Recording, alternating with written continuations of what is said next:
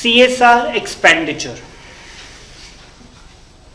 The board shall ensure that जो आपका admin का खर्चा है, यहाँ पे बोर्ड ऑफ डायरेक्टर्स है जी, the board of directors shall ensure that कि जो एडमिनिस्ट्रेटिव खर्चा है वो 5% ऑफ द टोटल CSR के खर्चे से पर फाइनेंशियल ईयर एक्सीड ना हो. जैसे मैंने आपको बताया 5% of 2% of average profit of 3 preceding financial years. तो अगर मेरे 3 पिछले सालों का एवरेज प्रॉफिट आ रहा है 100 करोड़, तो 100 करोड़ में से 2% मैंने कितना निकाला, 2 करोड़. 2 करोड़ का 5%, 10 लाख से ज्यादा आपका एडमिन का खर्चा नहीं आना चाहिए. एडमिनिस्ट्रेटिव एक्सपेंस उसमें डिसअलाउ हो जाएगा जी. ठीक है. फिर आप ये मत कहना कि CSR में लेटे से मैंने 15 लाख रुपया उनको सैलरीज दे दी और आप कहेंगे कि सर 15 लाख ये हो गया और 1 करोड़ 85 लाख मैंने स्पेंड कर दिया, तो हम मानेंगे कि आपने 1 करोड़ 95 ही स्पेंड किया, क्योंकि जो एडमिन का खर्चा है वो 10 लाख से ज्यादा अलाउड नहीं है. स्लैब वाइज हो जाएगा, मतलब 10 लाख से ऊपर ये जो एडमिन एक्सपेंस नहीं तो कंपनी के अपार्ट फ्रॉम CSR पॉलिसी के भी हो सकते हैं. नहीं, CSR पॉलिसी में जो एडमिन का खर्चा है. हमने कहा कि सर कोई surplus arising out of the CSR activities. ठीक है. अगर आपके पास वो कोई सरप्लस पैसा उसके अंदर बच जाता है, सरप्लस आप समझते हैं,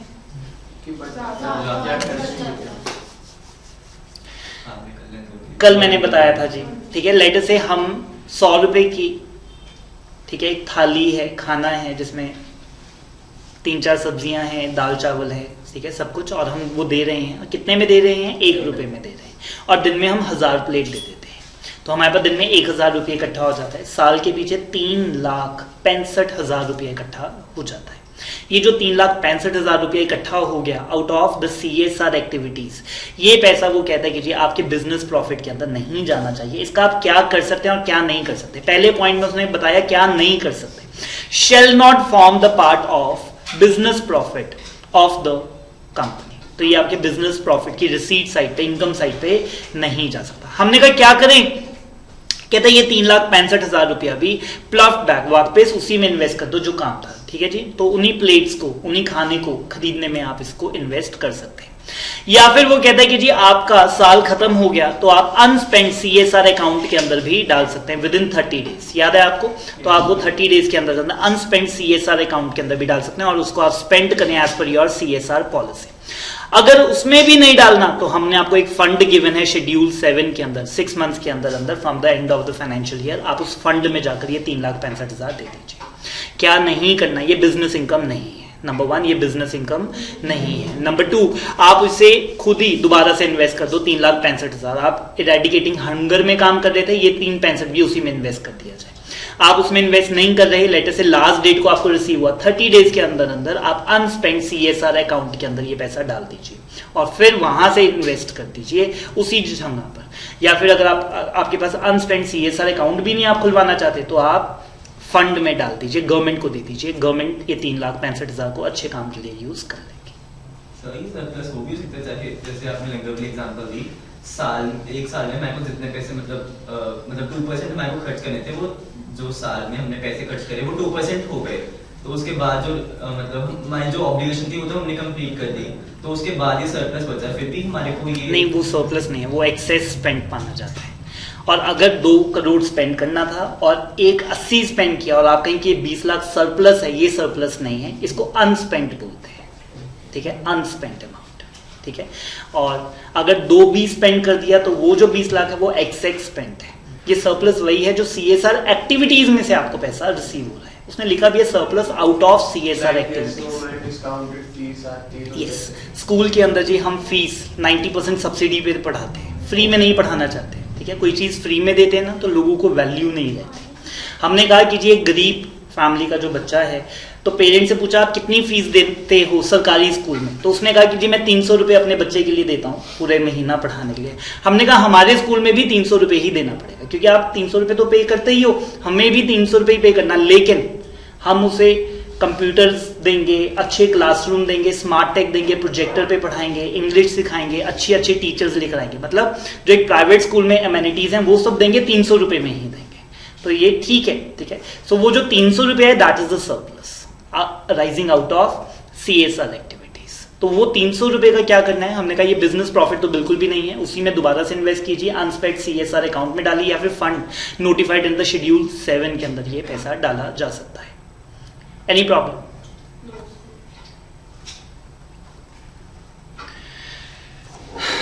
ये बात आई थी जी सेक्शन 135 सब सेक्शन 5 में भी कि अगर आपने कोई पैसा एक्सेस स्पेंड कर दिया है, मेरे को स्पेंड इस साल कितना करना था 2 करोड़, बट वो प्रोजेक्ट पूरा करते करते मेरा 2 करोड़ 25 लाख लग गया, तो मैंने कहा अब काम तो पूरा करना ही पड़ेगा, कोई बात नहीं लगने दो 25 लाख एक्स्ट्रा।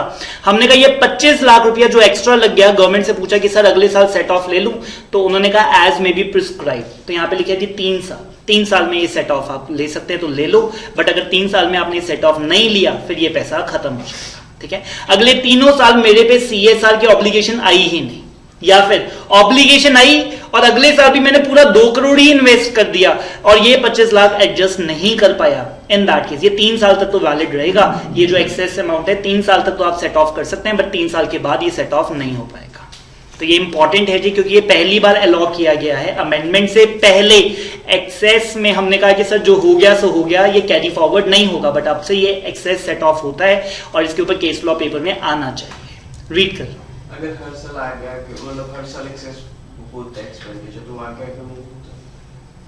बट पिछले साल बट हाँ 3 साल का पिछले वाले का तो एक्सपायर हो जाएगा। यस, तो अगले साल भी इन्होंने कहा कि जी अगले साल भी 20 लाख एक्स्ट्रा कर दिया, तो अब आप 45 लाख को कैरी फॉरवर्ड कर सकते हैं, जिसमें से 25 लाख 2 साल के लिए रह गया और 20 लाख 3 साल के लिए पड़ा है।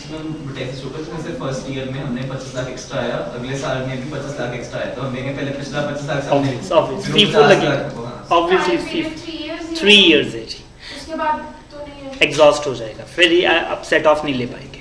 रीड कर रहा हूं जी, सब rule 3, where a company spends an amount in excess of requirement, जितना आपको करना चाहिए था उससे ज्यादा आपने कर दिया, such excess amount may be set off against the requirement to spend under section 135 subsection 5 up to the immediate succeeding 3 financial years subject to the condition number 1।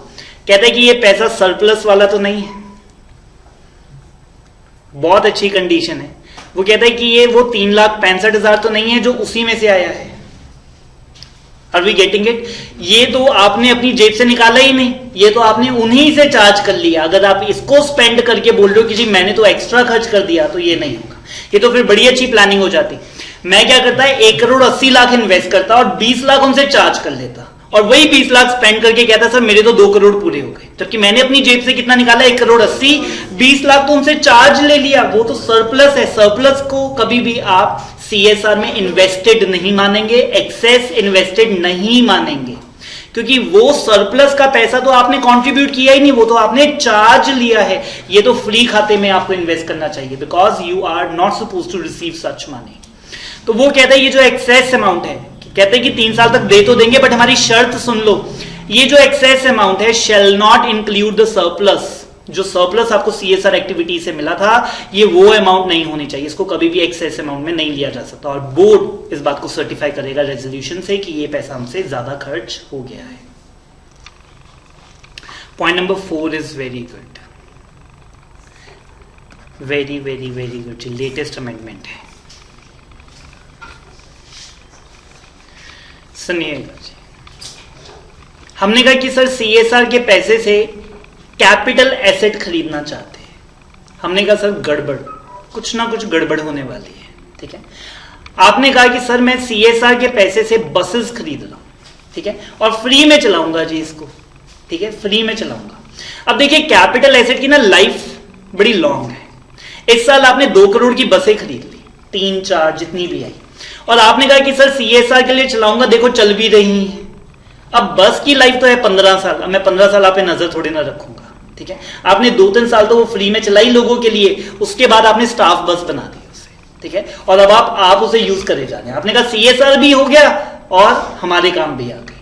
हमने कहा ये जो कैपिटल एसेट आपने बनाया है ना, 180 दिन की मोहलत दे रहे हैं, ये आप किसी और के नाम ऑनरशिप ट्रांसफर करो, आपके नाम से नहीं हो सकती। सेक्शन 8 कंपनी को दे दो, ट्रस्ट को दे दो, सोसाइटी को दे दो, या फिर CSR प्रोजेक्ट जिस बेनिफिशियरी के लिए था उसको दे दो, या पब्लिक अथॉरिटी गवर्नमेंट को दे दो, ठीक है, आप इसकी ऑनरशिप अपने पास नहीं रख सकते। लेटेस्ट प्रोविजन, ये पहले नहीं थी, ये पहले नहीं थी, लेटेस्ट प्रोविजन है जी। बट सर उसको चलाने का खर्चा फिर वो कंपनी देगी। कंपनी अगर देगी अगले साल तो वो भी उसके सीएसआर में इन्वेस्टेड माना जाएगा। ठीक है, जैसे कि एक एग्जांपल देता, इस साल मैंने स्कूल बनाया जी 5 करोड़ का, तो इस साल मेरी इन्वेस्टमेंट 5 करोड़ है। अगले साल वो स्कूल बन के तैयार है, उसको चलाने के लिए 20 लाख रुपया दिया, सैलरीज और वो सब, तो वो 20 लाख रुपया मेरा सीएसआर के अंदर, प्रमोटिंग एजुकेशन के अंदर आ जाएगा। ठीक है, और बाकी मैं 4 करोड़ 80 कहीं और इन्वेस्ट करूंगा। ठीक है, तो चलाने का अगर आप खर्चा दे भी रहे हैं, इन दैट केस वो भी आपका सीएसआर में क्वालिफाई हो जाएगा, और वो हर साल होता रहेगा। ये 180 डेज कहते हैं आफ्टर द एक्विजिशन है ना? मैं पढ़ा देता हूँ। स्कूल में अगर वो ऑनगोइंग प्रोजेक्ट बना नहीं, it is from the commencement of the requirement of this rule. ये रूल आपका कब से लगा जी? 21 से। ठीक है, क्योंकि और हमने क्या कहा कि इसके बाद जो लेंगे उन्होंने तो अपने नाम पे रखना ही नहीं है, और जो आज से पहले ले चुके हैं उनको 180 दिन दिए जा रहे हैं। आपको ये ट्रांसफर करनी पड़ेगी ऑनरशिप, लेकिन अगर आपने अभी तक ट्रांसफर नहीं की तो, ठीक है, क्योंकि ये आपको अपने नाम नहीं रखना चाहिए था। मैंने बताया आपको कि इसमें गड़बड़ी आप कर सकते थे। अब कैपिटल एसेट की लाइफ तो बहुत लंबी है। ठीक है, सो लेट अस से झुग्गी झोंपड़ी वालों के लिए मैंने कहा कि सर हमने 10 फ्लैट बना दिए। ठीक है, ऑनरशिप आप ही लेकर बैठे हो, और आपने कहा कि जी ये स्लम एरिया डेवलपमेंट में हम यूज कर रहे हैं, और 2-4 साल आपने उनको रहने दिया, और फिर आपने कहा चलो बाहर, ये तो कंपनी की प्रॉपर्टी है। हमने कहा एसेट उनके नाम करना पड़ेगा। देखिए पॉइंट नंबर बी क्या कहता है कि जी सीएसआर प्रोजेक्ट में जिन लोगों के बेनिफिट के लिए था, जो बेनिफिशियरीज थे, उनको वो एसेट ट्रांसफर करना पड़ेगा। ये कैपिटल एसेट है, ये आप अपने नाम लें। देखिए अगर तो खाना पीना खिला रहे हैं, पढ़ा रहे हैं, ये तो वन टाइम है, कोई कैपिटल एसेट नहीं है। बट अगर आप बसें दे रहे हो, हॉस्पिटल दे रहे हो, स्कूल दे रहे हो, तो ये आपके नाम से नहीं रह सकते। आपको 180 डेज दिए जा रहे हैं, और आपको इनकी सबकी ऑनरशिप ट्रांसफर करनी पड़ेगी। मतलब आज जो कहते हैं ऑनगोइंग प्रोजेक्ट मतलब में जो इन्वेस्ट कर रहे हैं उसको डे 1 से पहले ही किसी के नाम ये यस, जब वो पैसा आप करेंगे, स्कूल कॉलेज बनवाएंगे, जगह खरीदेंगे, लैंड खरीदेंगे, तो किसी और नाम पे पढ़ते हैं जी इसको। मैंने कॉन्सेप्ट आपको समझा दिया, अब रीड करेंगे।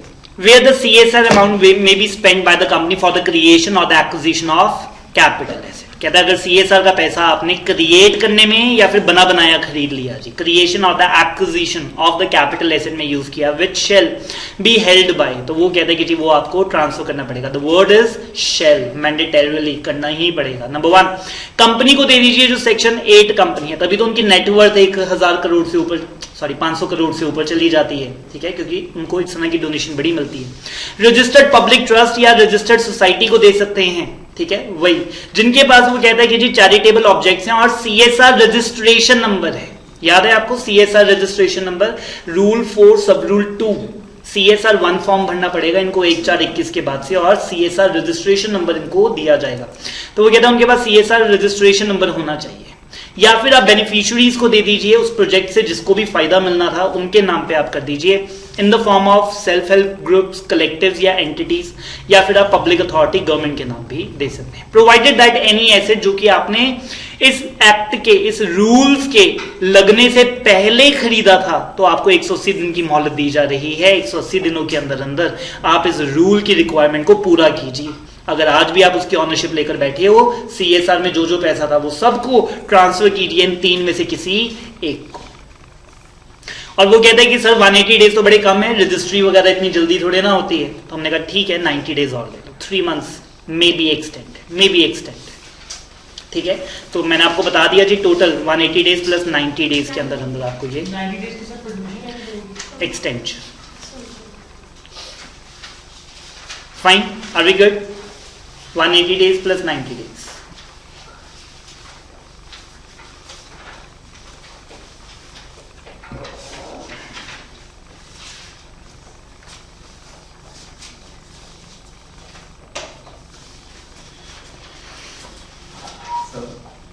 जो अनस्पेंट सीएसआर अकाउंट रहेगा उसका यूजेज कुछ ऑनगोइंग प्रोजेक्ट में ही हो सकता है जी, और कहीं नहीं हो सकता 3 साल के अंदर अंदर। ठीक है, अगर 3 साल में नहीं किया तो फंड में चल जाएगा।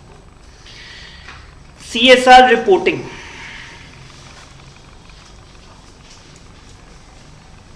बोर्ड रिपोर्ट में आपको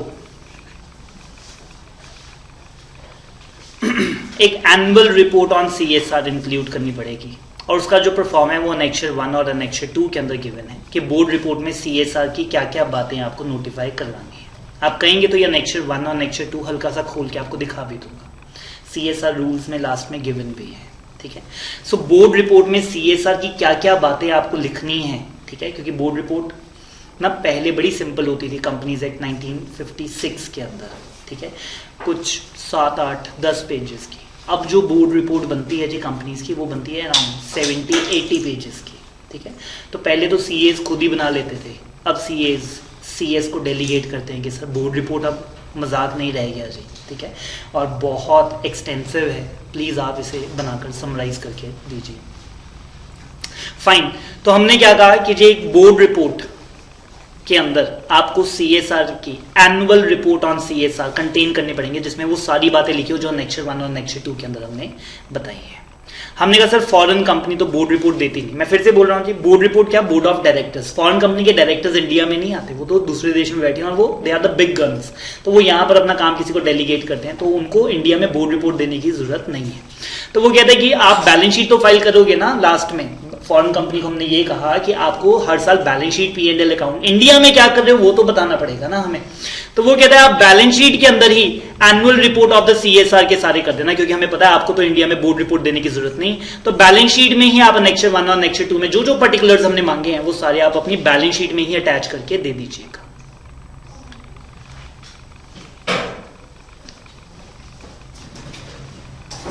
फाइन, चल रहे हैं आगे। तो ये दोनों बड़े क्लियर आए जी। और फिर हमने कहा कि जी every company may be the domestic और it may be the foreign company जिसकी CSR की ऑब्लिगेशन 10 करोड़ या उससे ज्यादा की बनती है पिछले तीनों सालों में 10 करोड़ और मोर ईच है, ठीक है। द वर्ड इज ईच नहीं है, एवरेज है, ठीक है, मैंने गलती से ईच कह दिया, it is average. So it may B एक साल मेरी 8 करोड़ है, एक साल मेरी 9 करोड़ है और एक साल मेरी 15 करोड़ है। तो एवरेज अगर आप करेंगे पिछले 3 सालों का तो वो 10 करोड़ या उससे ज्यादा बनती है, ठीक है। तो 10 करोड़ ईच वाली बात तो मेरी गलत हो गई, it is the word average. तो पिछले 3 साल में आपने CSR में जो पैसा डाला है वो average, on an average 10 crore से ज्यादा है, तो आपको एक इंपैक्ट असेसमेंट करवानी पड़ेगी कि आप ये जो पैसा लगा रहे हैं इसका कोई फायदा भी हो रहा है कि नहीं, किसी को कुछ फायदा मिल भी रहा है कि नहीं, आप तो बड़े करोड़ों रुपए दे रहे हो अपनी तरफ से, कोई फायदा पहुंच भी रहा है कि नहीं। तो वो कहता है थर्ड पार्टी से, एक इंडिपेंडेंट एजेंसी से, आपके लोग नहीं जाकर, वो तो कहेंगे कि जी बहुत फायदा हो रहा है, ठीक है, क्योंकि उन्होंने तो खाए हैं बीच में पैसे। तो कहते हैं थर्ड पार्टी से आपको एक इंपैक्ट असेसमेंट करवानी पड़ेगी फॉर ऑल दो CSR प्रोजेक्ट जिसमें आपने 1 करोड़ या उससे ज्यादा रुपया लगाया। हमने कहा सर हमने 20 करोड़ रुपया लगाया लेकिन सारा एक जगह नहीं लगाया, 50 लाख एक को दिए, 80 लाख एक को दिए, 3 करोड़ एक को दिए। तो हमने कहा जितने भी प्रोजेक्ट आपके 1 करोड़ से ऊपर वाले हैं उन सबका इंपैक्ट असेसमेंट किया जाएगा, जो 1 करोड़ से ऊपर वाले हैं, ठीक है, क्योंकि शायद आप वो 10 करोड़ रुपया एक जगह नहीं दे रहे, आप 6 जगह दे रहे हो। तो हमने कहा इनमें से जहां पर भी आपने 1 करोड़ से ज्यादा रुपया लगाया है ना, उसका इंपैक्ट असेसमेंट किया जाएगा। ऑब्वियसली कहीं पे मैंने 2 लाख रुपया दिया तो उसका थोड़ी ना कोई इंपैक्ट आया होगा, उसमें इंपैक्ट असेसमेंट होगी नहीं। बट जहां पर आपने बड़ा रुपया लगाया 1 करोड़ या उससे ज्यादा का पिछले 1 साल के अंदर ऑब्वियसली मैं लेटेस्ट इंपैक्ट ही देख सकता हूं। 4 साल पहले किसी को 2 करोड़ दिया था, आज उसका इंपैक्ट एनालिसिस आप कर ही नहीं सकते क्योंकि ये रूल तो अब आया है, ठीक है। तो हमने कहा कि वो लेटेस्ट होना चाहिए, नॉट लेस देन, जिसको अभी दिए 1 साल से ज्यादा ना हुआ हो, उसी की इंपैक्ट स्टडी की जाएगी। जो आपकी रिलेटेड ना हो जी, कोई भी CEO हो सकते हैं जी, बिग 4 में से KPMG किसी इनको बुला लीजिए, ठीक है, कोई भी हो सकता है।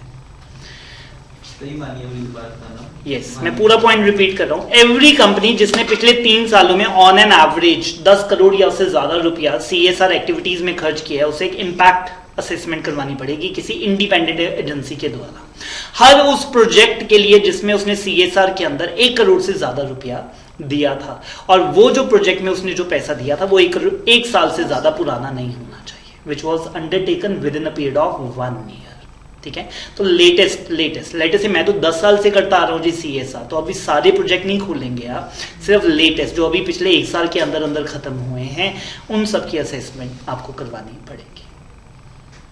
क्लियर? पॉइंट नंबर B, और वो कहते हैं कि ये हमने आपसे ऊपर बोर्ड रिपोर्ट में कहा था कि बोर्ड रिपोर्ट में आप क्या लिखेंगे, एनुअल रिपोर्ट ऑन CSR। ये जो इम्पैक्ट असेसमेंट रिपोर्ट है ये उसके साथ अटैच की जाएगी, अनेक्स्ट, ठीक है, ये उसके साथ स्टेपल कर दी जाएगी। और वो कहता है कि जो कंपनी इम्पैक्ट असेसमेंट कर रही है, देखिए इनको 5%, मैंने ये तो आपको बताया 5% तो अलाउड था ही, हमने इनका 5% भी कम कर दिया, 5% या 50 lakh, which ever is less.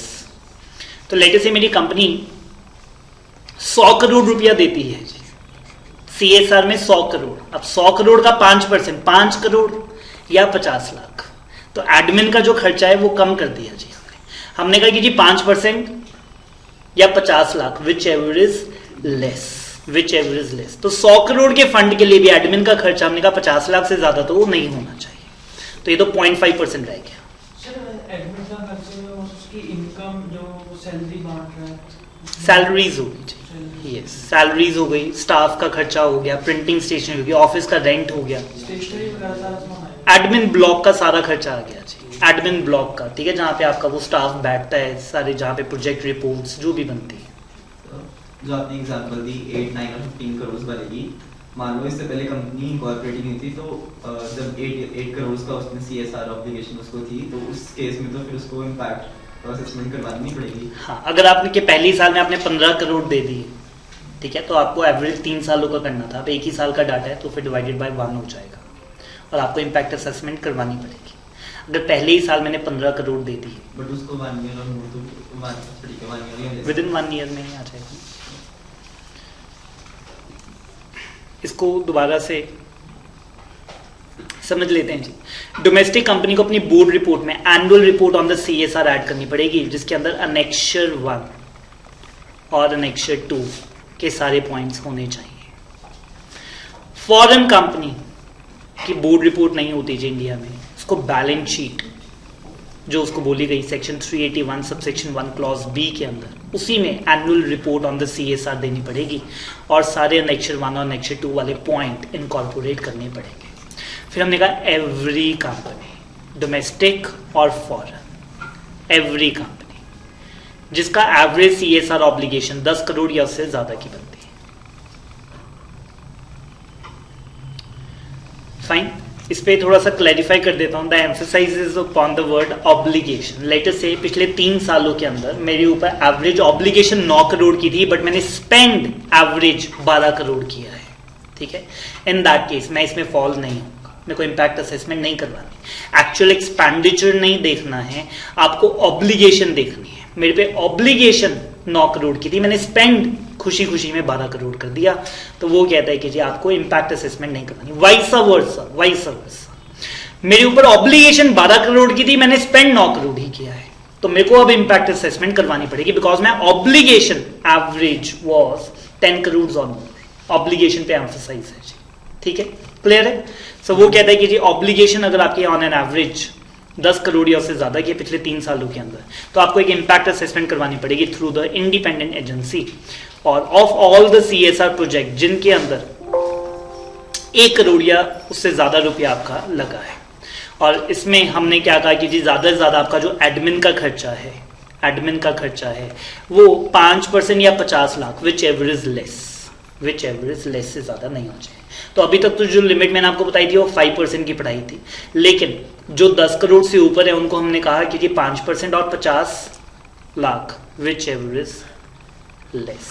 Fund से कैसे इम्पैक्ट असेसमेंट रहेगी, तो मैंने फंड को दे दिया नहीं, फिर नहीं करवानी है। ये सिर्फ कैपिटल एसेट्स या कुछ नहीं, जिसमें आप खुद, जिसमें इटसेल्फ, जिसमें आप प्रोजेक्ट खुद कर रहे हो। अगर तो मैंने सेक्शन 8 कंपनी को दे दिया, फिर इम्पैक्ट असेसमेंट मेरी थोड़ी ना होगी। द वर्ड इज जहां पे आप इटसेल्फ, जहां पे आप खुद कर रहे हो, ठीक है, तो वहां पे हमें शक है जी आपके ऊपर कि आप कर भी रहे हो कि नहीं, या फिर तो आप फंड में दे दो, या फिर आप section 8 company, trust, registered trust, any entity, उन सबको दे दो, कोई प्रॉब्लम नहीं है। पर जब आप बोलते हो इटसेल्फ मैं खुद ही करूंगा, तब हमें शक होता है कि आप कर भी रहे हो कि नहीं। इटसेल्फ में फिर कैपिटल एसेट से अगर वो वन टाइम मत होगी, उसमें क्या इम्पैक्ट नहीं, जरूरी तो है ना कैपिटल एसेट, लेटर से आप खाना खिला रहे हो, उसमें क्या असेसमेंट करेगा वो, खाना खिला रहे हो, लोगों से जाके पूछेगा, ठीक है, कि इन्होंने 2 करोड़ रुपए बांट दिए जी खाना खिलाने में, आपको बेनिफिट मिल रहा है कि नहीं मिल रहा है, ठीक है, तो वो कहेंगे कि जी हम तो तीनों टाइम खाना ही इनके दम पे खाते हैं, जो भी ठीक है, उसकी असेसमेंट वो इंडिपेंडेंट पर्सन करके बताएगा कि कुछ बेनिफिट मिल भी रहा है कि नहीं। सर अगर इससे 50 लाख क्रॉस हो जाता है तो वो किस कैटेगरी में आएगा, वो किस कैटेगरी में शो करेंगे एक्सपेंडिचर? कंपनी नहीं वो कहीं पे भी नहीं आएगा जी। It will be a capital expenditure. अगर आप सोचो मेरे P&L में कहीं पे आ जाएगा, कहीं पे भी नहीं आएगा, ठीक है। तो सीधा बैलेंस शीट में से, रिजर्व्स में से कम होगा।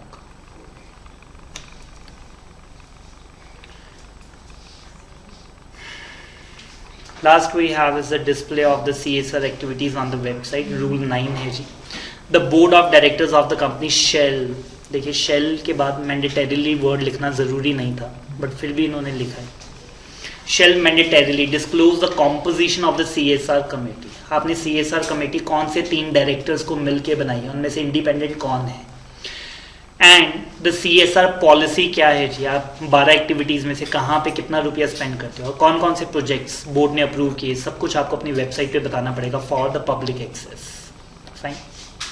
एंड द लास्ट, मैंने आपको बोला था कि जी ये जो फंड की बात हो रही थी, सेक्शन 135 सबसेक्शन 5, सेक्शन 135 सबसेक्शन 6 में जो फंड की बात हुई है, तो इन्होंने कहा हम फंड अभी स्पेसिफाई करेंगे, लेकिन जब तक वो फंड स्पेसिफाई नहीं हो जाता तो आप किसी भी फंड में डाल सकते हैं। क्लीन गंगा में डाल दो, PM केयर में डाल दो, किसी भी फंड में आप डाल दो तब तक। वैसे हमारी कोशिश ये है हम इसका एक अलग से फंड बनाएं, ठीक है, और उसका नाम भी लिखा रहेगा कि ये पैसा 6 महीने के अंदर अंदर आपको इस फंड में डालना है। बट जब तक हम वो फंड नहीं बताते तब तक आप शेड्यूल 7 के किसी भी फंड में वो पैसा डाल सकते हैं। एक बार आज की क्लास रिकॉल कर लेते हैं जी, we are left with some time.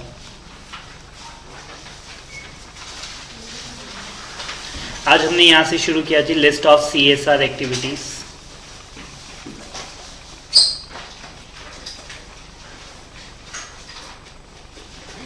सबसे पहले आया जी eradicating hunger, poverty, malnutrition, preventive health checkup, sanitation, या फिर आप स्वच्छ भारत कोष में भी पैसा दे सकते हैं, या फिर सेफ ड्रिंकिंग वाटर के लिए भी अगर आप पैसा खर्च करते हैं। प्रमोटिंग एजुकेशन, इसमें वोकेशनल स्किल्स भी आ जाएंगे। Special education for the women, children, elderly और द डिफरेंटली एबल्ड पर्सन, या फिर किसी को भी लाइवलीहुड कमाने में अगर आप पैसा देना चाहते हैं तो। Gender equality, empowering women, old age, orphan, इनके लिए देना चाहते हैं। एनवायरमेंटल सस्टेनेबिलिटी, इकोलॉजिकल बैलेंस और the conservation of the natural resources के लिए अगर आप पैसा देना चाहते हैं, या फिर क्लीन गंगा फंड के अंदर भी आप डाल सकते हैं। नेशनल हेरिटेज, या फिर of the sites of the historical importance of the work of art, इन सबको अगर आप प्रमोट करना चाहते हैं तो। आर्म्ड फोर्सेस के साथ अब CAPF के जवान भी आ गए, CPMF के भी इसके अंदर आ जाए। Rural sport, nationally recognise sport, Paralympic and the Olympic sports की प्रमोशन में अगर आप कुछ करना चाहते हैं तो वो भी इसके अंदर कंसीडर किया जाएगा। पॉइंट नंबर 8, अगर आप PM केयर फंड में डालना चाहते हैं या फिर एनी अदर फंड जो कि सेंट्रल गवर्नमेंट रिकॉग्नाइज्ड है for the benefit of schedule caste, tribes और द बैकवर्ड क्लासेस, तो उसके लिए भी एलिजिबल है। इंक्यूबेटर्स और the research and development by central government, state government या एनी गवर्नमेंट एजेंसी, और there was a list of the public funded universities, इनमें से भी किसी को अगर आप पैसा दे देते हैं तो वो CSR में क्वालिफाई होगा। आखिरी 3 बहुत आसान थे जी, रूरल डेवलपमेंट और स्लम डेवलपमेंट, ठीक है जी। रूरल और स्लम्स में बहुत ज़्यादा फर्क है जी। जो स्लम्स हैं वो ज़्यादातर शहरों में पाए जाते हैं, ठीक है, और जो रूरल हैं वो तो गाँव हो गए। और disaster management including the relief, rehabilitation और द रिकंस्ट्रक्शन। क्लैरिफिकेशन आई जी हमारे पास कि जी कोविड को भी CSR के अंदर इंक्लूड किया गया, और इस पे हमने सर्कुलर भी पढ़ा।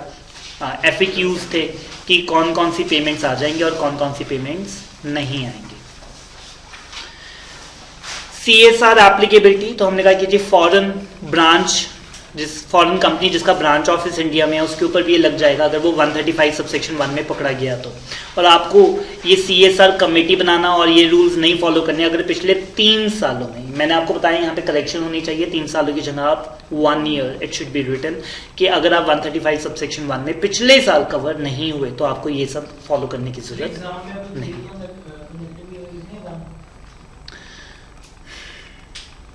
3 लिखना पड़ेगा जी, ठीक है। एक्ट जब तक चेंज नहीं हो जाता तब तक आपको 3 ही लिखना पड़ेगा। बट अगर आप मेरे से ये पूछेंगे कि डोनेशन देनी है कि नहीं, पैसा खर्च करना है कि नहीं, तो 135 is very clear, immediately preceding year ही देखना है, ठीक है। ये तो सिर्फ कंपनी कॉन्स्टिट्यूट करने पर है, कमिटी कॉन्स्टिट्यूट करने पर है। CSR इम्प्लीमेंटेशन, तो वो कहता है कि उन 12 एक्टिविटीज में आप पैसा लगाना चाहते हैं तो आप 5 तरह लगा सकते हैं। नंबर 1 आप खुद लगा लीजिए, या फिर आप थ्रू किसके लगाइए, ये डायग्राम देख लेते हैं। तो हमने कहा section 8 company, registered public trust, registered society under section 12A और the ATG of the income tax act. यहाँ पे मेरे से और होना चाहिए था, 12A और ATG दोनों में से किसी एक में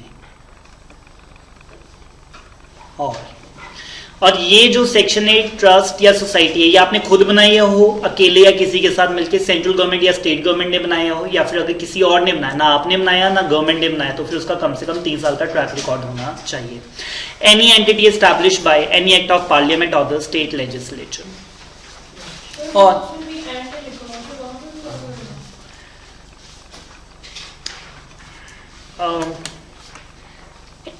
इंटेंशन समझिए बस, ठीक है, मतलब एंड मतलब इन दोनों में से किसी एक के अंदर, ठीक है। ऑब्वियसली दोनों में रजिस्ट्रेशन करवानी जरूरी नहीं है, ये तो बड़ी ऑब्वियस सी बात है कि ATG और 12A दोनों में आपको रजिस्टर करवाने की जरूरत नहीं है। रूल 4 सब रूल 2, एवरी एंटिटी जो कि CSR का पैसा रिसीव कर सकती है, हमने कहा आपको CSR 1 इलेक्ट्रॉनिकली भरना पड़ेगा, कब, 1/4/21 के बाद, और आपको वेरीफाई करवाना पड़ेगा CA या CS इन प्रैक्टिस के साथ, या फिर CMA इन द प्रैक्टिस के साथ, और उसके बाद आपको एक यूनिक CSR रजिस्ट्रेशन नंबर दिया जाएगा। आप इंटरनेशनल ऑर्गेनाइजेशंस की भी हेल्प ले सकते हैं for designing, monitoring and evaluating your CSR project. और कंपनी अगर किसी और के साथ कोलैबोरेट करके करना चाहती है किसी प्रोजेक्ट को तो कोई प्रॉब्लम नहीं है, लेकिन कोलैबोरेशन इस तरह से करना कि हमें पता लगे कि किसने कितना रुपया लगाया है।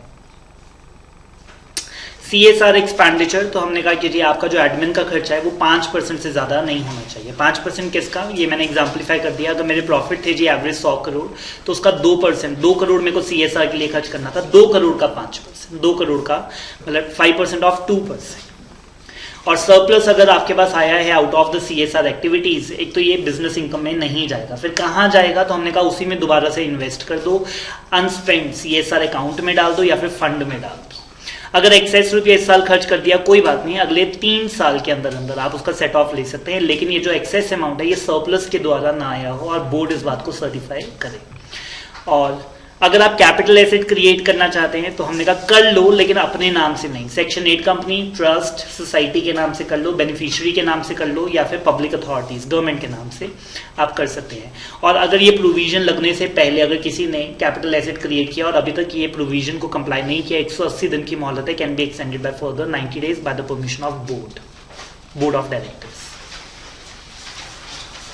CSR रिपोर्टिंग, तो हमने कहा कि जो नीचे सीधा डायग्राम से कर लेते हैं, तो हमने कहा डोमेस्टिक कंपनी है तो बोर्ड रिपोर्ट के अंदर ही एनुअल CSR रिपोर्ट इंक्लूड करेंगे, जिसमें एनेक्चर 1 और या एनेक्चर 2 के सारे पॉइंट्स रहेंगे। फॉरेन कंपनी अपनी बैलेंस शीट में ये सारे पॉइंट्स इंक्लूड करेंगे। एंड एवरी कंपनी जिसकी एवरेज CSR ऑब्लिगेशन, जिसकी एवरेज CSR ऑब्लिगेशन 10 करोड़ से ज्यादा की बनती है या 10 करोड़ की बनती है पिछले 3 सालों की एवरेज, तो उसे इम्पैक्ट असेसमेंट करवानी पड़ेगी यानी इंडिविजुअल एजेंसी के द्वारा, इंडिपेंडेंट एजेंसी के द्वारा, ऑफ ऑल दोज प्रोजेक्ट जिसमें आपने 1 करोड़ या उससे ज्यादा रुपया दिया पिछले 1 साल के दौरान।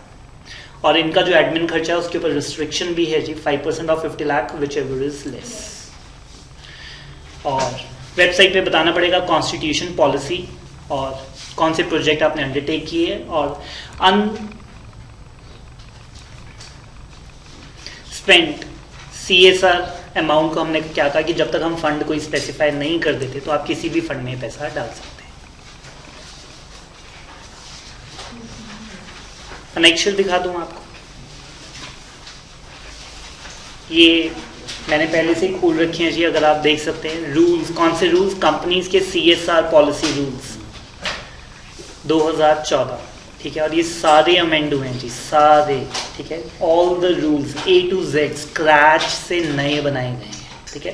तो मैंने आपको जो आज रूल 4, रूल 5, रूल 6 ये सारे पढ़ाए, 9, 10 तक सारे बिल्कुल नए हैं जी, ठीक है। और ये एनेक्चर 1 है जो इंफॉर्मेशन आपको लिखनी है दैट इज सबसे पहले कॉम्पोजिशन, एवरेज नेट प्रॉफिट आपका है कितना पिछले 3 सालों में, कितना CSR का खर्चा आपको करना है इसका 2%, और कितना आपने किया, कितना अनस्पेंट रह गया, और ये पैसा आपने कहाँ कहाँ खर्च किया है। तो प्रोजेक्ट कौन कौन से आपके प्रोजेक्ट हैं, प्रोजेक्ट 1 2 3 4 5 6 कितने भी हो सकते हैं। मैंने आपको बताया जैसे 20 करोड़ रुपया आपने लगाना है तो आपने एक जगह नहीं लगाया, आपने 5 जगह लगाया। तो सभी प्रोजेक्ट कौन से सेक्टर में वो आ रहे हैं, लोकल एरिया में कितने थे और दूसरी स्टेट में वो थे, अमाउंट आउटले कितना आपने किया, फिर वो कहते हैं उसमें डायरेक्ट एक्सपेंडिचर कितना था और ओवरहेड्स कितने थे, cumulative expenditure, amount spend directly और थ्रू द इम्प्लीमेंटिंग एजेंसी। ये सारी इंफॉर्मेशन आपको बोर्ड रिपोर्ट में देनी रहेगी। और अगर आपने स्पेंड नहीं किया जी तो रीजन आप बताइए कि वो स्पेंड क्यों नहीं किया।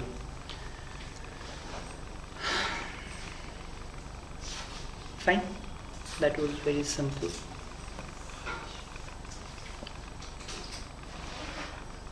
उनके अंदर भी ये चीज़ है, सॉरी एग्जीक्यूटिव के अंदर भी ये सब चीज़ है। देख लेते हैं, मैंने भी देखा नहीं। CSR कमेटी का है name of the director, designation और नंबर ऑफ द मीटिंग्स आपने इस साल में कितनी की और अटेंड कितनी की। डेजिग्नेशन जो कहते हैं डायरेक्टर कमेटी के अंदर डेजिग्नेशन नहीं, ये तो नेचर ऑफ डायरेक्टरशिप है कि वो इंडिपेंडेंट डायरेक्टर है, नॉमिनी है, ऑल्टरनेट है, एडिशनल है, मैनेजिंग डायरेक्टर है, कौन सा डायरेक्टर है। और ये काफ़ी लंबा चौड़ा है जी। फाइन, ये आप खुद पढ़ सकते हैं।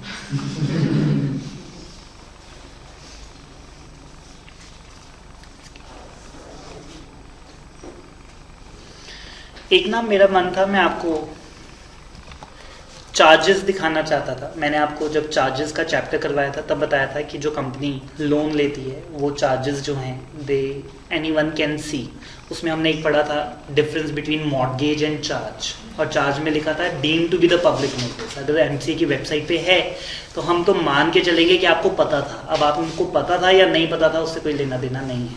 तो अगर मैं किसी कंपनी के लोन्स देखना चाहता हूँ तो ये देखिए जी, ये मैंने एमसीए की वेबसाइट खोली है और यहाँ पर है जी view the index of charges. और अगर आप किसी भी कंपनी की कोई डिटेल्स देखना चाहते हैं तो आप यहाँ पर उसका मास्टर डाटा देख सकते हैं। ठीक है, मैं एक आधी कंपनी का आपको दिखा देता हूँ। बीइंग अ सीएस स्टूडेंट और द सीए स्टूडेंट आपको ये पता होना चाहिए, ठीक है, कि किसी भी कंपनी का, आपके सामने कोई भी किसी भी कंपनी का नाम ले तो आप क्या क्या information free of cost 1 minute में देख सकते हैं, तो वो आपको पता होनी चाहिए। तो मैं पहले मास्टर डाटा दिखा देता हूँ और फिर चार्जेस आपको दिखाऊंगा। तो मैंने अभी इसके अंदर मास्टर डाटा पे क्लिक किया तो वो कहता है कि आप कंपनी का नेम बता दो या उसका सिन नंबर बता दो। अब सिन नंबर तो मेरे को याद नहीं है तो मैं नेम से ही सर्च करूंगा। टाटा मोटर्स का देख लें हम, या TCS का देख लेते हैं। टाटा मोटर्स, तो ये टाटा मोटर्स फाइनेंस ये सब नहीं है जी। लास्ट में जो टाटा मोटर्स लिमिटेड है, मैं इस पे क्लिक कर रहा हूँ तो इसका सिन नंबर ऑलरेडी यहाँ पे फिल हो गया। सो कैप्चा हम भर देते हैं और अब हम इस कंपनी का ये डाटा देख सकते हैं जी।